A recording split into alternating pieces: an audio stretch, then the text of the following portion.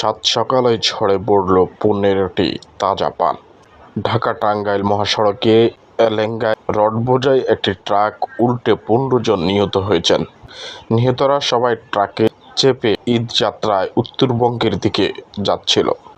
সোমবার ২৫শে মে ভোর ৪টার দিকে মহাসড়কের সরাইতুল দক্ষিণপাড়া এলাকায় এই দুর্ঘটনা ঘটে। ভোর ৪টার দিকে রডসহ যাত্রী বোঝাই করে একটি ট্রাক উত্তরবঙ্গের দিকে যাচ্ছিল।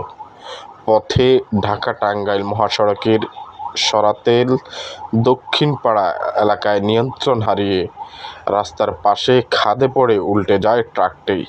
এতে ট্রাকের নিচে পড়ে ১৫ জন নিহত ও ৬ জন আহত হয়েছে। আহতদের উদ্ধার করে টাঙ্গাইল সদর হাসপাতালে নেওয়া হয়েছে।